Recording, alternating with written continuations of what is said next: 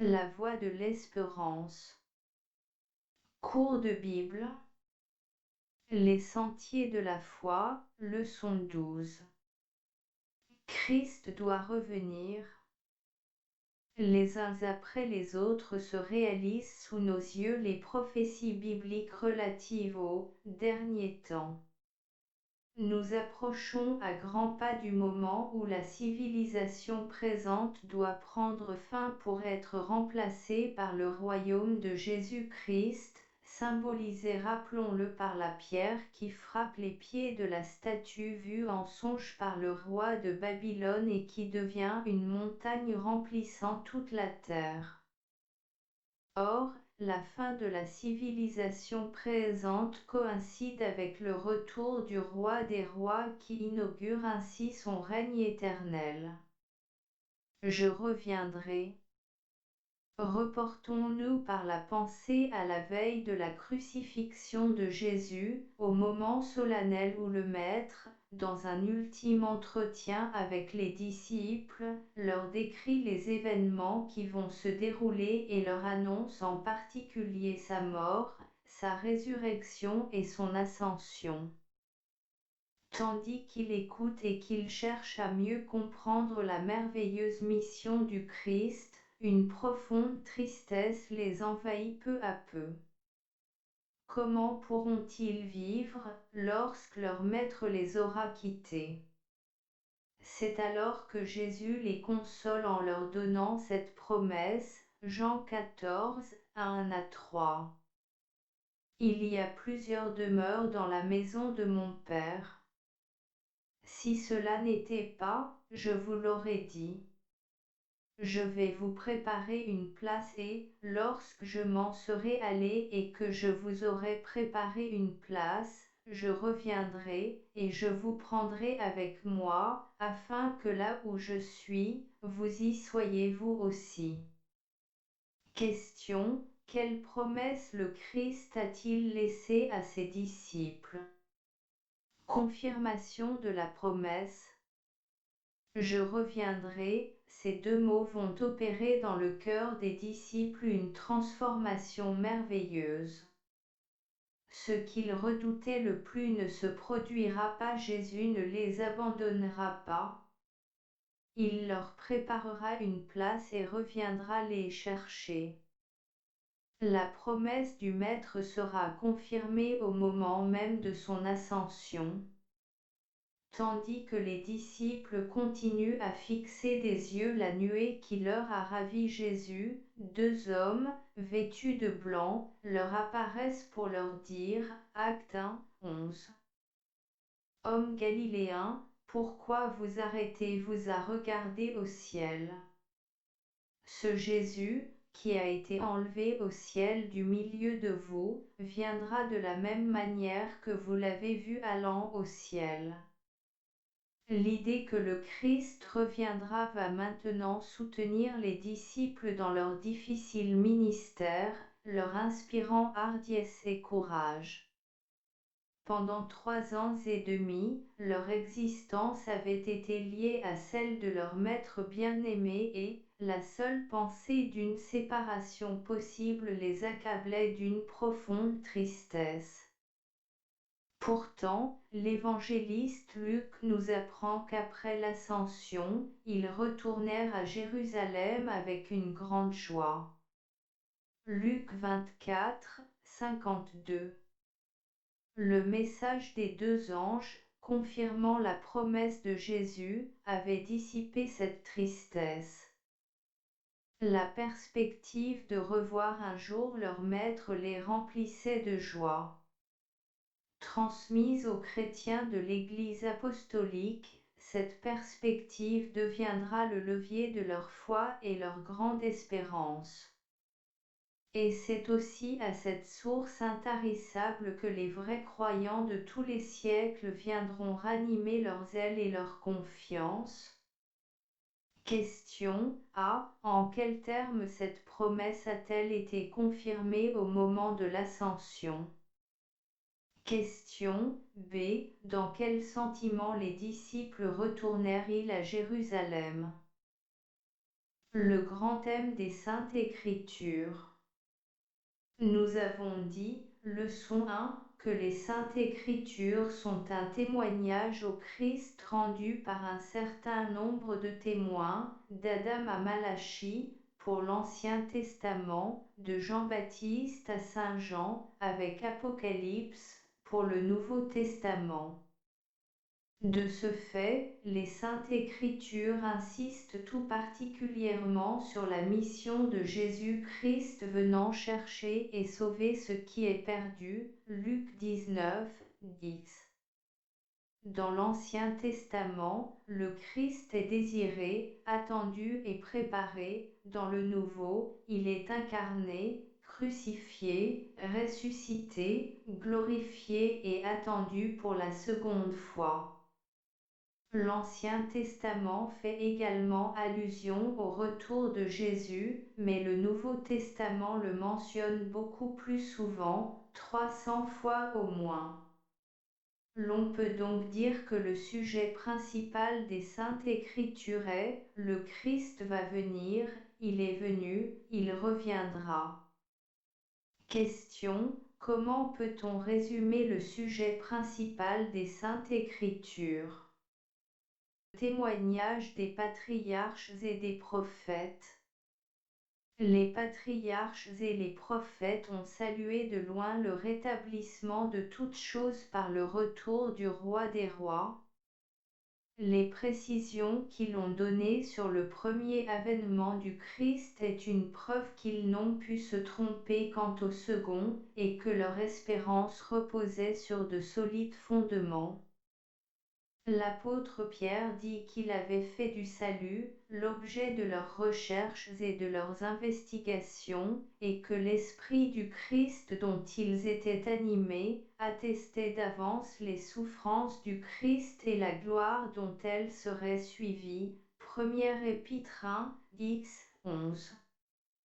Le retour du Christ était devenu l'objet essentiel de leur foi et de leur prédiction. Ainsi Enoch, le septième depuis Adam, qui prophétise en ces termes: « Voici le Seigneur est venu avec ses saintes myriades, pour exercer un jugement contre tout. » Épître de Jude, 14.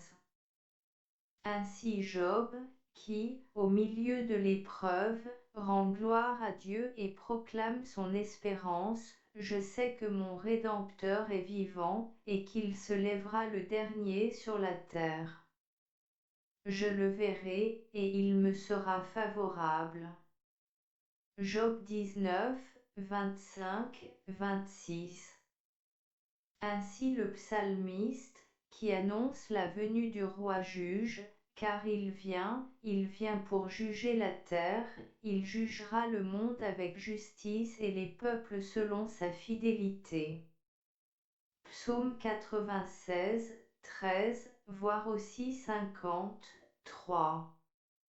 Ainsi le prophète Ésaïe, qui chante le bonheur des élus: « En ce jour l'on dira: Voici, c'est notre Dieu, en qui nous avons confiance, et c'est lui qui nous sauve, c'est l'Éternel en qui nous avons confiance, soyons dans l'allégresse et réjouissons-nous de son salut. » Et Ésaïe 25, 9, voire aussi 35, 4, 66, 15.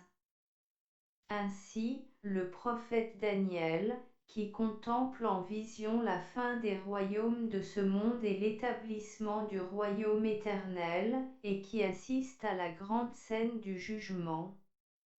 Chapitres 2 et 7. Question: A. Les patriarches et les prophètes n'ont-ils entrevu que la première venue du Christ? Question: B. Mentionnez quelques-uns de ces héros qui ont annoncé le retour du roi juge à la fin des temps. Le témoignage du Christ. Le Christ a souvent parlé de son retour, directement ou indirectement, dans ses discours et entretiens ou dans ses paraboles.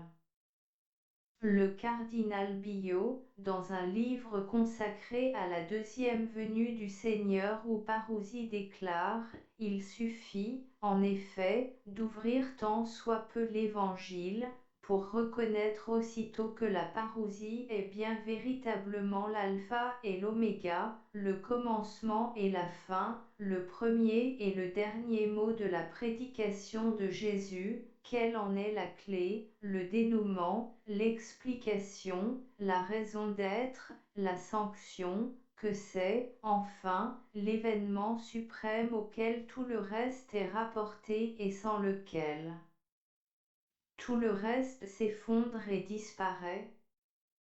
La parousie, prix 1910, p. 10. À plusieurs reprises, le Christ déclare qu'il viendra, dans sa gloire et dans celle du Père et des saints anges, sur les nuées du ciel, avec puissance. Matthieu 16, 27, 24, 30, Marc 16, 26, Luc 9, 36, 21, 27.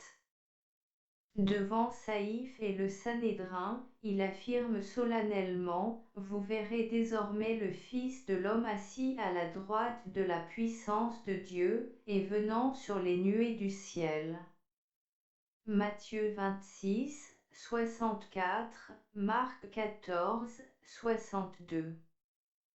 Quelques-unes de ces déclarations sur la résurrection mentionnent également son retour, dans Jean 6, entre 40 et 11, 24 par exemple.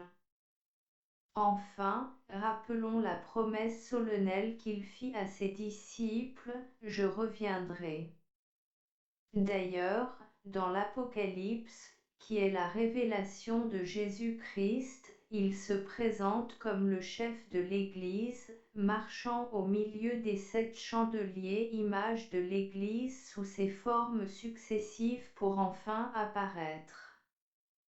Dans le dernier chapitre, verset 7, entre 12 et 20, il dit à 3 reprises « Je viens bientôt », montrant par là que son retour est bien la conclusion qui s'imposait pour le volume des Saintes Écritures. Question A. En quels termes le Christ a-t-il parlé de son retour? Question B. Que dit-il à 3 reprises à la fin du dernier livre des Saintes Écritures? Le témoignage des apôtres.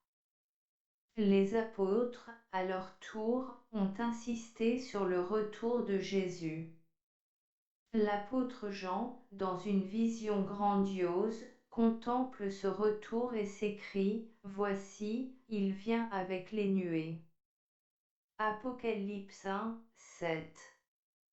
Les apôtres Jacques et Pierre soulignent la nécessité de se préparer en vue de l'avènement du Seigneur.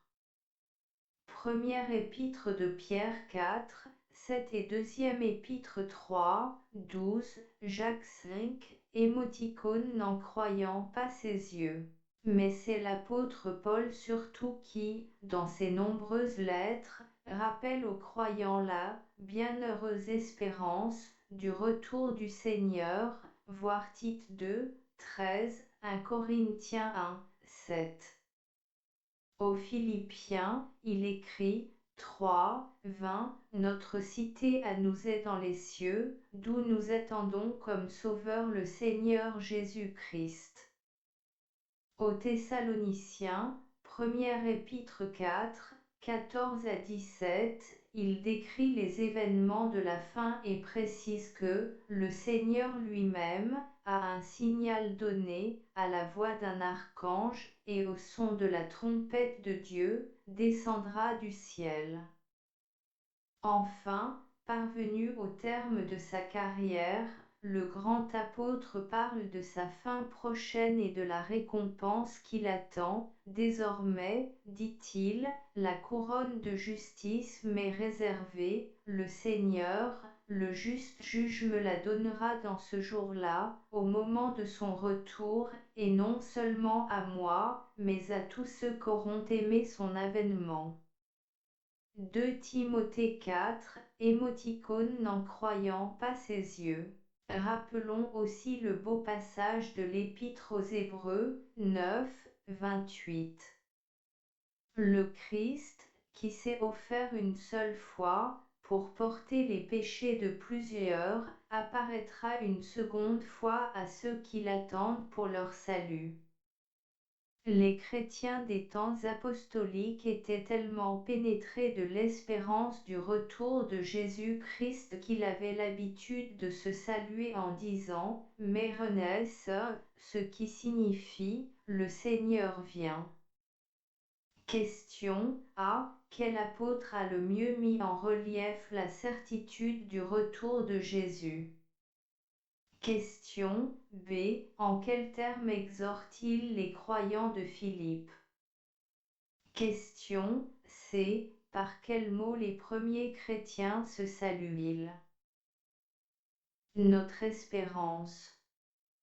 Si les premiers chrétiens, de même que les vrais croyants de tous les siècles, ont trouvé dans la certitude du retour du Christ la grande raison de croire et d'espérer, surtout lorsque la persécution s'abattait sur eux, cette même perspective devrait remplir de joie tous les chrétiens d'aujourd'hui et les inciter à devenir d'enthousiastes témoins de leur Sauveur, selon le bon conseil que leur adresse l'apôtre Pierre, deuxième épître 3, 11, 12.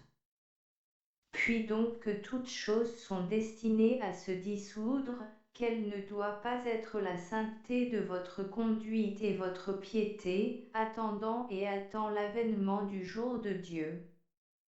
Mais quand, comment et pourquoi le Christ doit-il revenir?